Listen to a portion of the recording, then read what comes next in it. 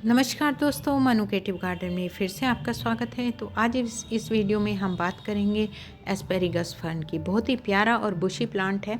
आप जिस चीज़ में इसे चाहे लगा सकते हैं। आप इसमें इसे DIY प्लांटर्स, पॉट में, हैंगिंग बास्केट में, किसी भी तरह के आप इसमें प्लांटर में लगा सकते हैं। उसी प्लांटर को ये कुछ दिनों में पूरा भर देगा। तो जो बिगिनर्स दोस्त हैं जिनके पास समय नहीं है तो वो इस प्लांट को अपने गार्डन में ज़रूर ऐड करें। इस प्लांट की कई वैरायटी आती हैं। एक बोस्टन फर्न होता है, एक फॉक्सटेल फर्न होता है और ये मेरे पास एस्पेरिगस फर्न है।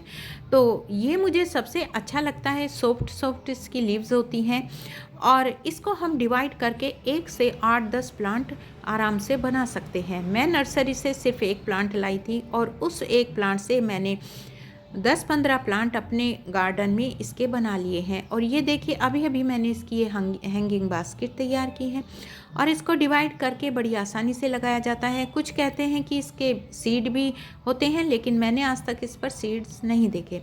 ये देखिए, इसमें छोटे छोटे ट्यूबर्स होते हैं। इन ट्यूबर्स की हेल्प से ही ये इसमें लीव्स ग्रो होती हैं, उनसे ही ये डिवाइड होकर अलग इसके प्लांट्स हम बना सकते हैं। इसको आप 12 इंच के पॉट में लगा सकते हैं और वैसे तो इससे 6-7 इंच के पॉट में भी लग जाता है, लेकिन अच्छी ग्रोथ के लिए मैं 12 इंच के पॉट में ही इस तरह के प्लांट्स लगाती हूँ। और हैंगिंग बास्केट में आप लगाएंगे तो बहुत ही सुंदर ये प्लांट्स लगता है। तो ये सभी प्लांट्स मेरे अब विंटर में ग्रोथ नहीं कर रहे थे, डोरमेंसी पीरियड में जा रहे थे, लेकिन अब इनमें बहुत ही स्पीड से ग्रोथ होगी, क्योंकि समर इनका ग्रोथ पीरियड होता है और उसमें अच्छे से ग्रोथ करते हैं।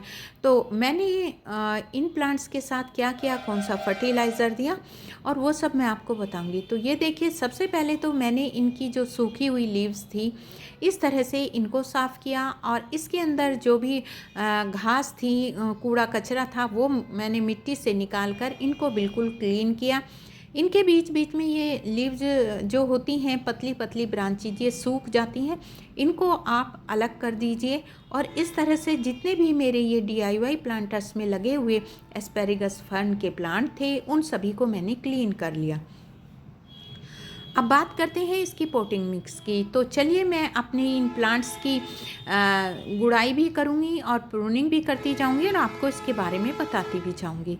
तो इसकी पोटिंग मिक्स के लिए आप 1% इसमें गार्डन सोयल लीजिए, 1% इसमें आप खाद लीजिए। आप इसमें वर्मी कंपोस्ट या काउडन कंपोस्ट कुछ भी आप इसमें ले सकते हैं, क्योंकि इन दोनों फर्टिलाइज़र में नाइट्रोजन की मात्रा की अधिकता होती है और इसकी लीव्स को ग्रीन रखने के लिए नाइट्रोजन फर्टिलाइज़र की ही ज़रूरत होती है। तो आप इसमें काउडन कंपोस्ट या वर्मी कंपोस्ट का फर्टिलाइज़र ही दीजिए। 2-3 महीने में इसमें फर्टिलाइज़र काफ़ी होता है, आप दे सकते हैं और ज़्यादा फर्टिलाइज़र की इसे ज़रूरत नहीं होती है। और आप बात करते हैं इसकी वाटरिंग की। तो देखिए, गर्मियों में तो आप इसमें डेली पानी दीजिए। अगर आपको इसकी लीव्स को ग्रीन रखना है तो डेली पानी इसमें गर्मियों में आप दीजिए, लेकिन विंटर में आप 2 दिन छोड़ के भी इसमें पानी देंगे तो कोई दिक्कत नहीं है। और उसके बाद सनलाइट की बात करते हैं तो इसे डायरेक्ट धूप नहीं चाहिए। उसमें इसकी जो ये सॉफ्ट लीव्स होती हैं, पत्तियां होती हैं पतली पतली, ये झुलस जाती हैं। तो इसे सुबह की 1-2 घंटे की धूप दीजिए, या किसी चीज़ में से इसे अगर छन के धूप आएगी तो ये बहुत ही ज़्यादा तेज़ी से ये प्लांट ग्रोथ करेगा। समर में अगर आप इस प्लांट को अपने गार्डन में ऐड करते हैं तो आपके गार्डन में ग्रीनरी ही ग्रीनरी दिखाई देगी। मुझे ये प्लांट बहुत पसंद है और मैं नर्सरी से सिर्फ एक प्लांट्स लाई थी। ये 50 रुपीज़ में मुझे प्लांट्स मिला था और उसी प्लांट से मैंने इतने सारे प्लांट्स इसके बना लिए हैं।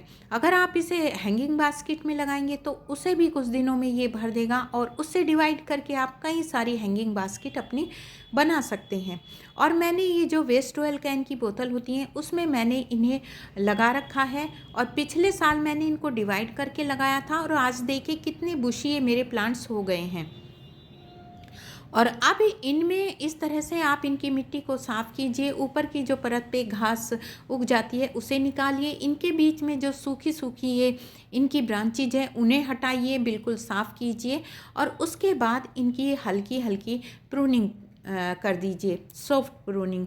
उससे क्या होता है कि ये नीचे से न्यू ब्रांचेस निकलती हैं और ये पौधा बहुत ही ज़्यादा बुशी और घना बन जाता है।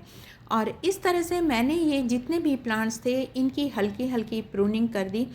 और इसमें मैं आपको बताऊंगी कि अब मैंने इनमें कौन सा फर्टिलाइज़र दिया है।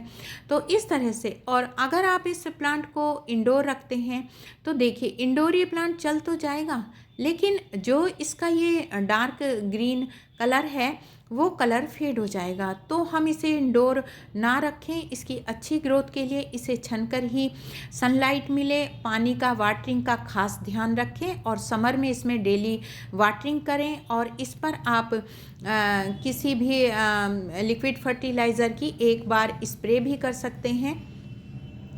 और ये देखिए जितनी भी ये सूखी सूखी इसमें नीचे ये ब्रांचेस थी ये सब मैंने निकाल दी है, क्योंकि अब मैं दूंगी इनमें फर्टिलाइज़र।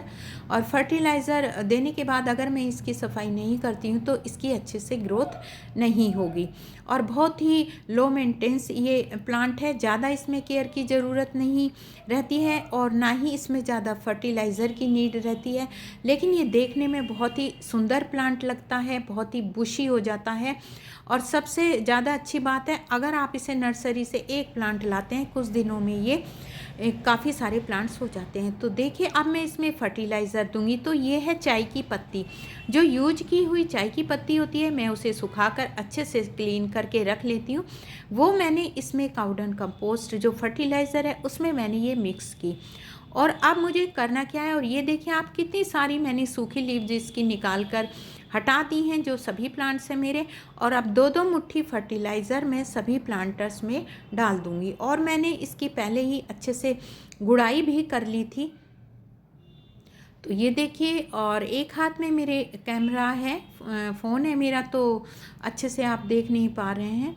तो ये देखिए इस तरह से 2-2 मुट्ठी मैंने इनमें ये गोबर की खाद जो होती है वो मैंने इसमें दे दी, क्योंकि इसमें नाइट्रोजन की अधिकता होती है और इस प्लांट को नाइट्रोजन का फर्टिलाइज़र ही सबसे ज़्यादा चाहिए, उसी से ही ये बहुत अच्छी ग्रोथ करता है। और आप देख सकते हैं कि डोरमेंसी पीरियड में भी मेरे जो ये प्लांट्स हैं इनकी लीव्स देखिए कितनी ग्रीन और हरी भरी हैं। और अब तो समर में इनकी देखना कितनी फास्ट ग्रोथ होगी। और मेरे गार्डन में ये बहुत ही ज़्यादा ब्यूटी ऐड करते हैं, मुझे ये बहुत ही पसंद हैं इस तरह के प्लांट्स। तो आप भी अगर आपके गार्डन में इस तरह के ये fun basket hanging basket plants नहीं है तो आप भी ज़रूर इस बार ऐड कीजिए।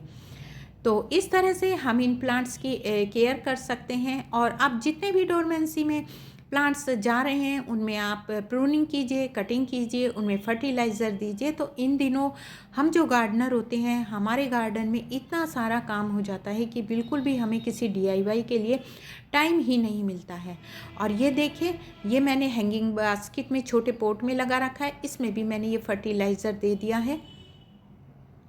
तो इस तरह से मैंने इनमें फर्टिलाइज़र दे दिया है और अब मैं इनमें अच्छे से करूँगी वाटरिंग।